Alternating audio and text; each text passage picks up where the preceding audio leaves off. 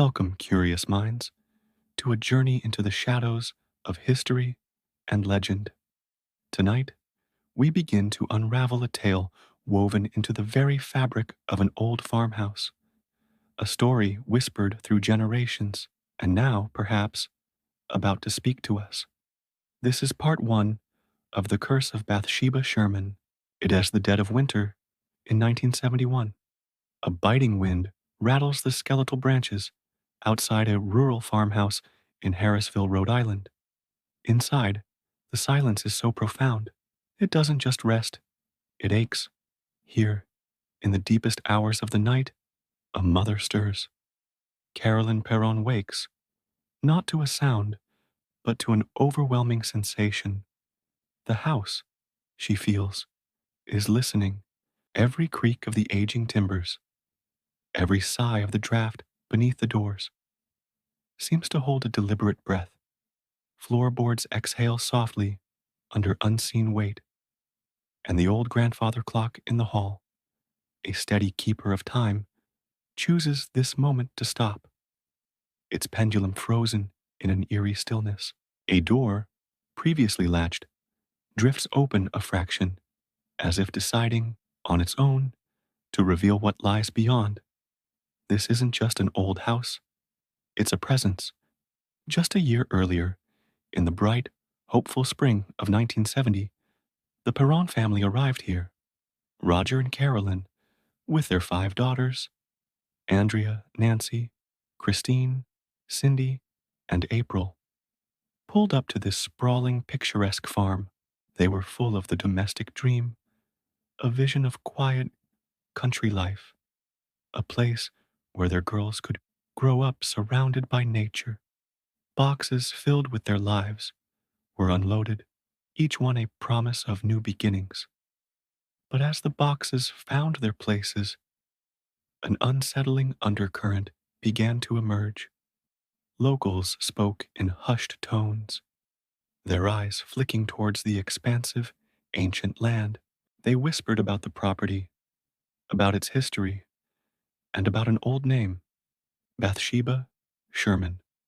These whispers weren't allegations of crime, but tales of misfortune, tragic events tied to the land, and a pervasive sense that something ancient and unyielding lingered here.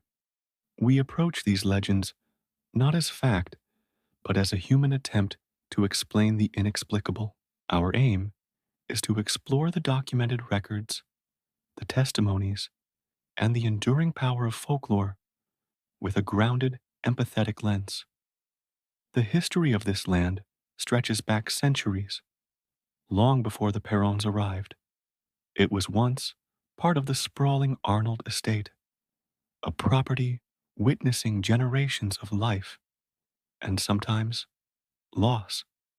Even in the height of summer, a cold, distinct from the natural world, seems to cling to certain corners of the house, a chilling echo. An ancient stone wall snakes across the property, a rugged scar on the landscape, hinting at boundaries and events long past. It's said that some houses don't just hold memories, they absorb the very essence of joy and grief, the triumphs and tragedies that play out within their walls.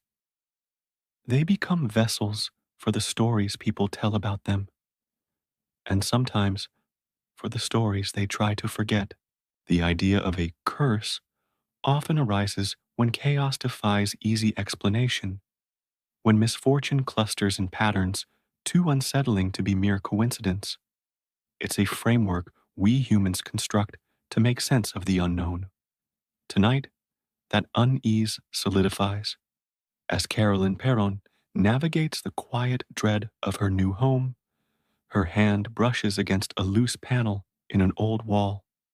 Curiosity, perhaps, or an instinct she doesn't yet understand, guides her fingers. She pries it open, revealing a hidden cavity.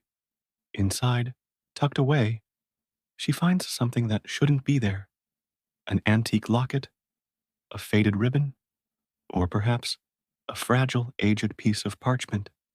And as her gaze falls upon it, etched faintly, undeniably, she sees a single, whispered word, Bathsheba. The feeling in the house shifts, no longer just unease, but a direct, chilling fixation has taken hold. Thank you for joining us on this unsettling exploration.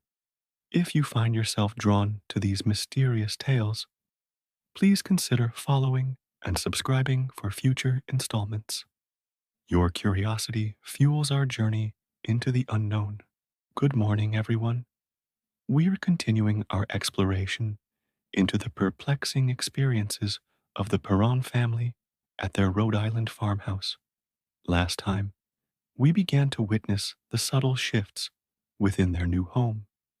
Now, let's delve deeper into how these inexplicable occurrences began to solidify into undeniable patterns, transforming the family's daily life.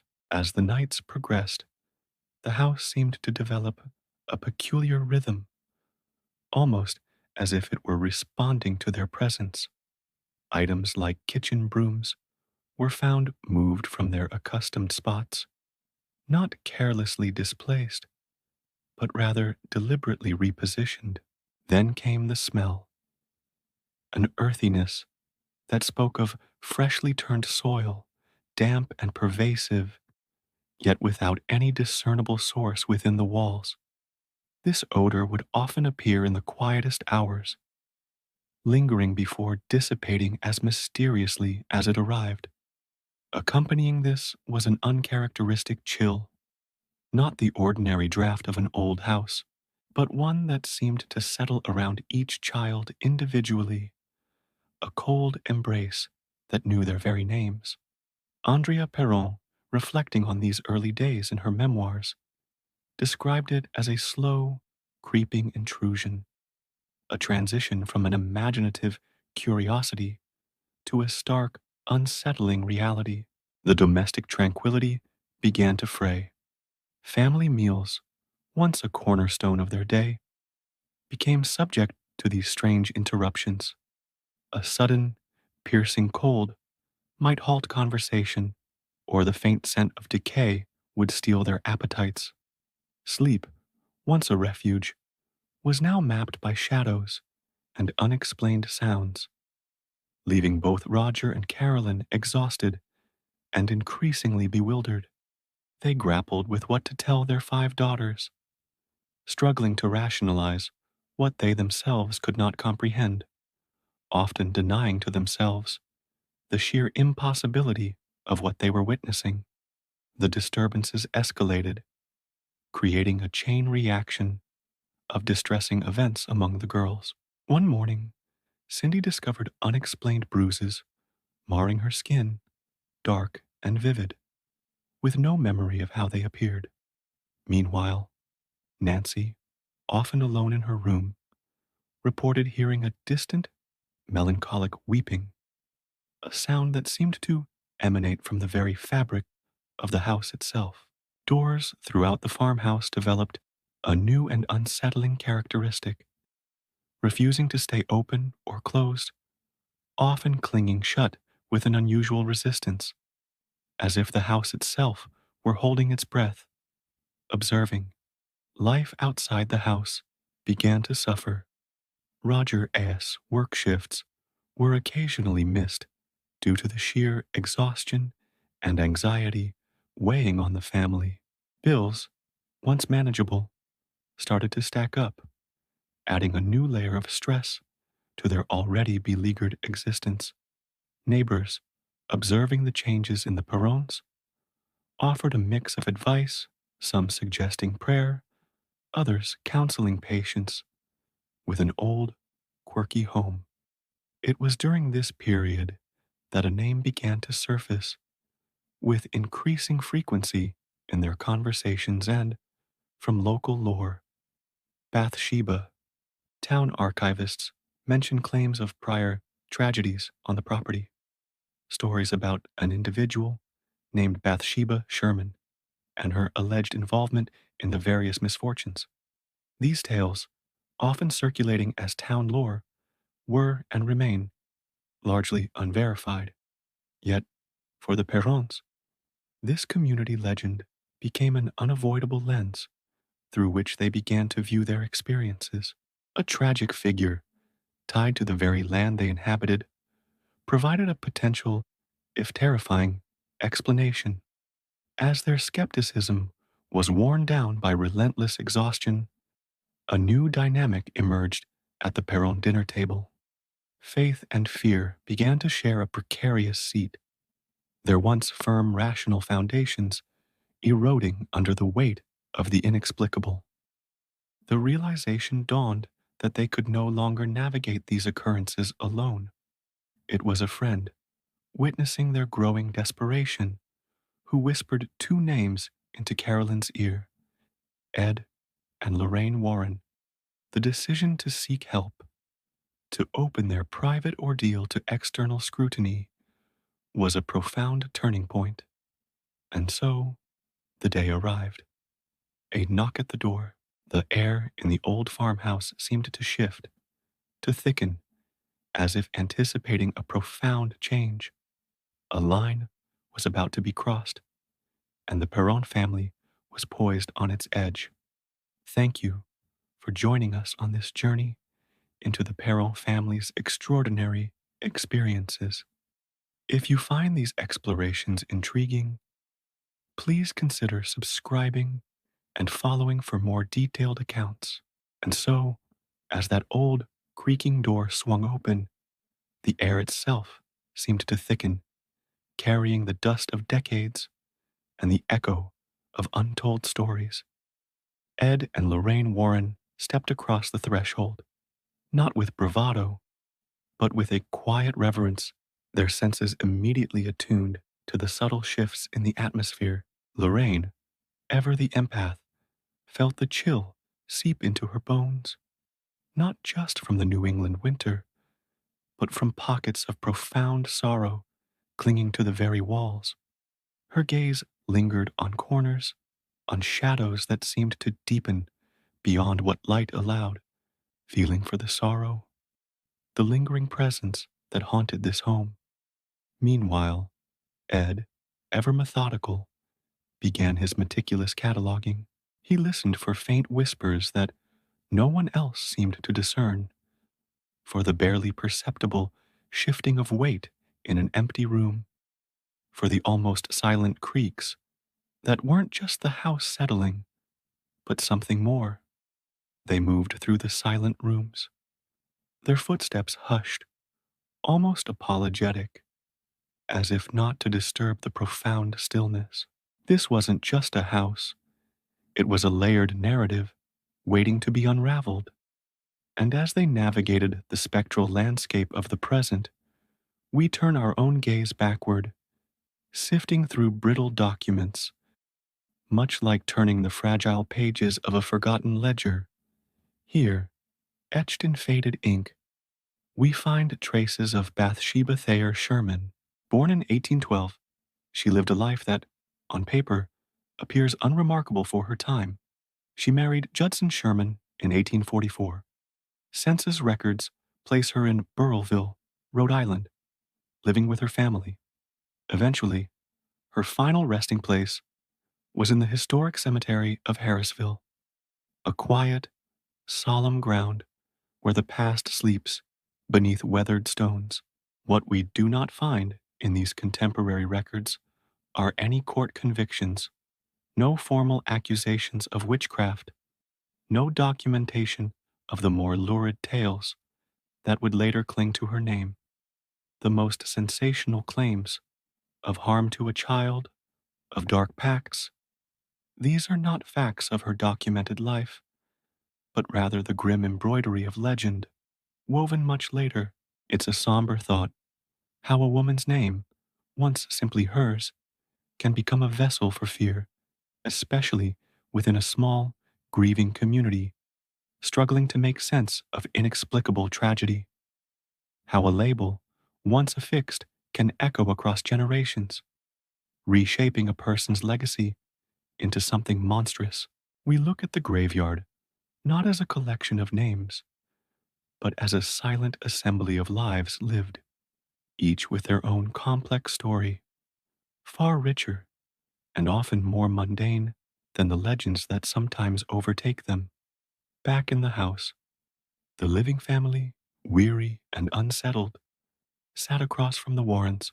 Their interviews felt less like conversations and more like confessions, a pouring out of unexplained incidents, cold spots, sudden movements, and the chilling sensation of being watched.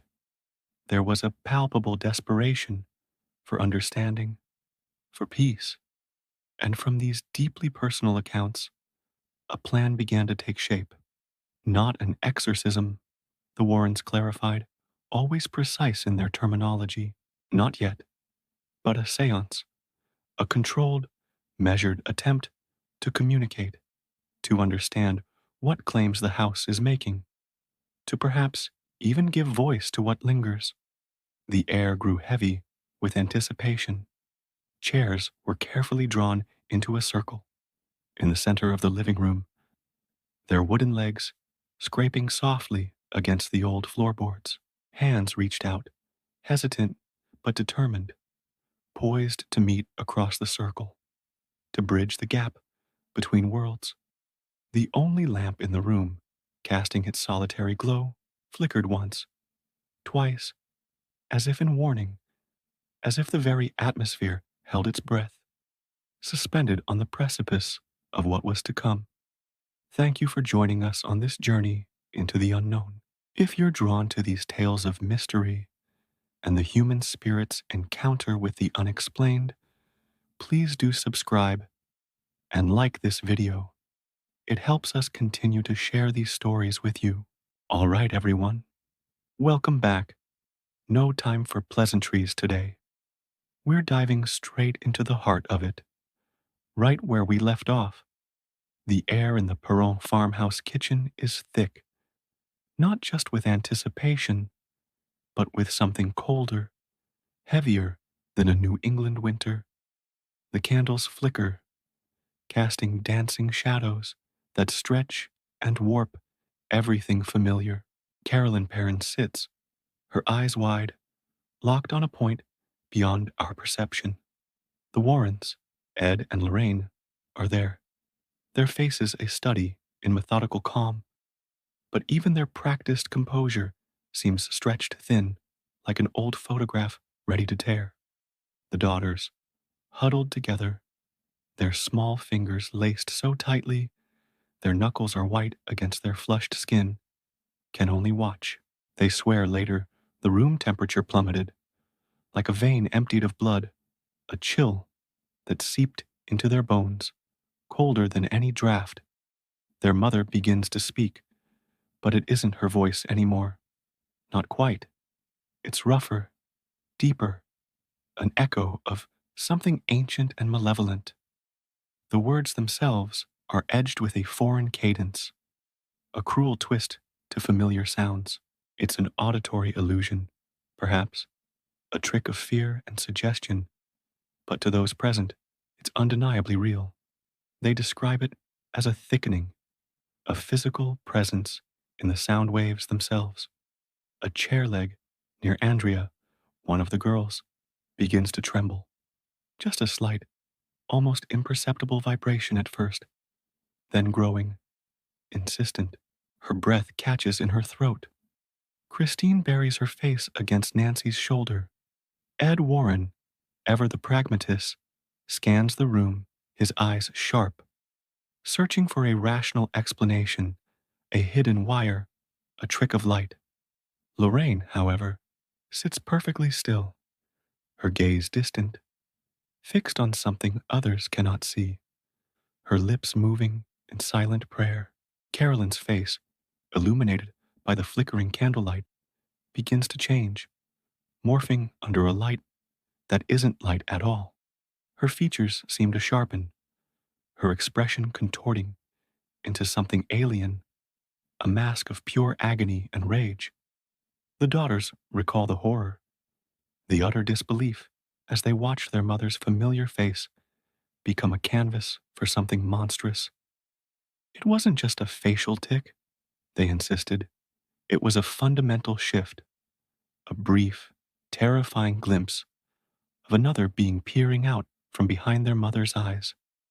This isn't a performance, it's a domestic disaster unfolding in their very own kitchen, tearing the family's center wide open. And then the sound, a guttural shriek that rips through the heavy silence, not from Carolyn's mouth, but seeming to emanate from all around them, from the very walls themselves. The trembling chair near Andrea doesn't just vibrate anymore, it's suddenly, violently upended. It crashes to the floor with a deafening crack that makes everyone jump. In the same terrifying instant, according to the accounts, Carolyn's body lifts, suspended for a horrifying second, then is violently thrown across the room, slamming into the cupboard with a sickening thud. The room's geometry feels wrong, as if the very space has twisted and buckled for a heartbeat. The void after the violence is even worse. The air is still, but the silence rings with the echo of the crash.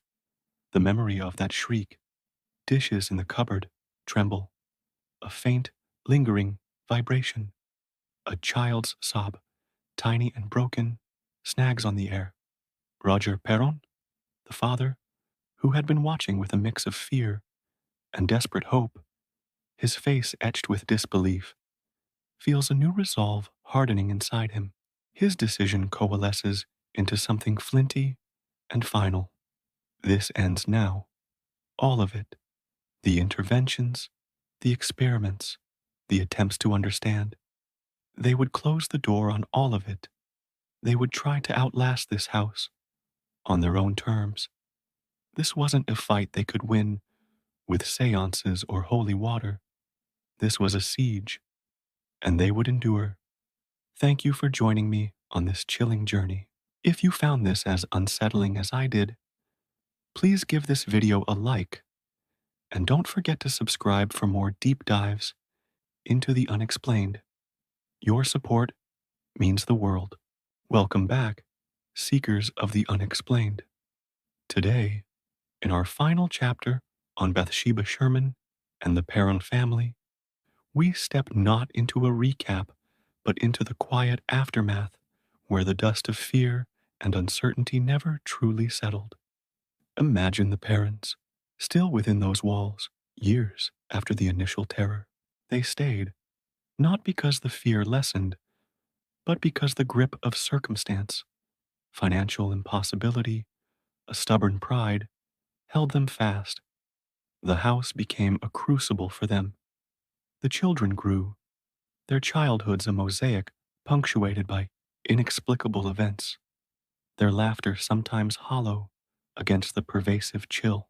Their mother, Carolyn, catalogued good days like rare weather phenomena, each moment of peace, a victory against an unseen adversary.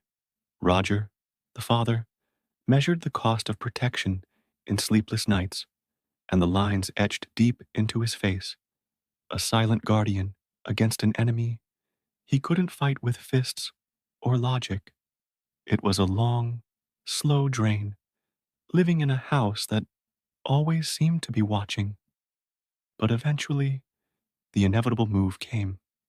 The exhaustion, the years of silent struggle, finally culminated in boxes stacked high, rooms echoing with the emptiness of departure.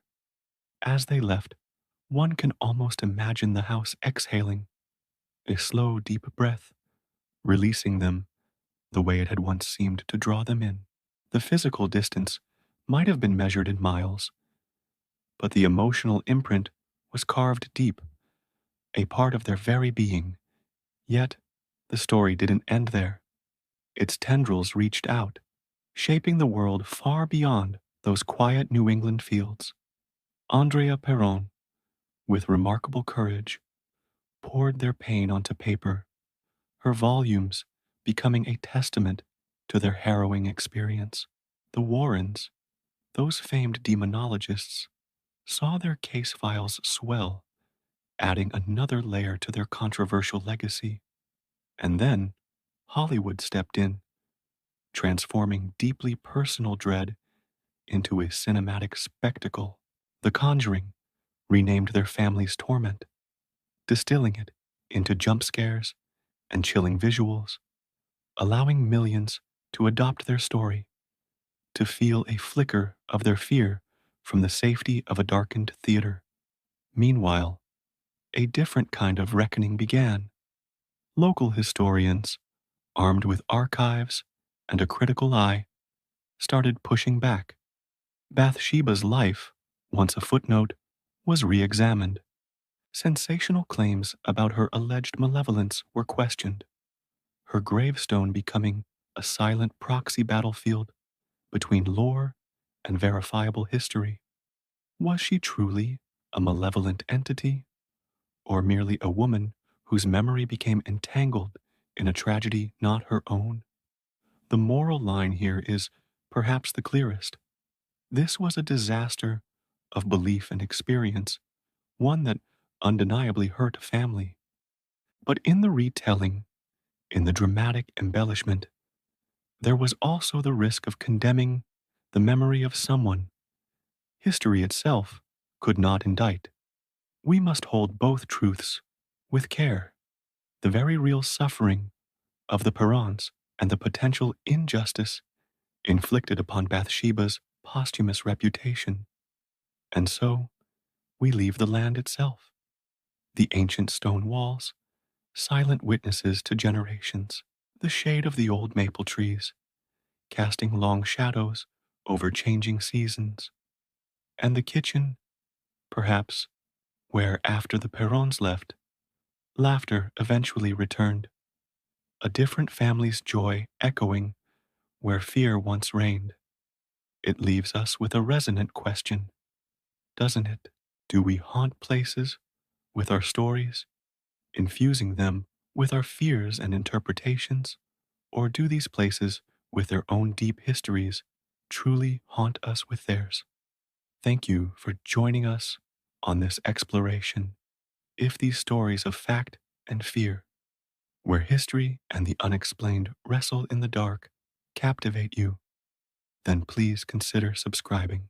We delve into tales where the cost is always human, inviting you to ponder the boundaries of our understanding.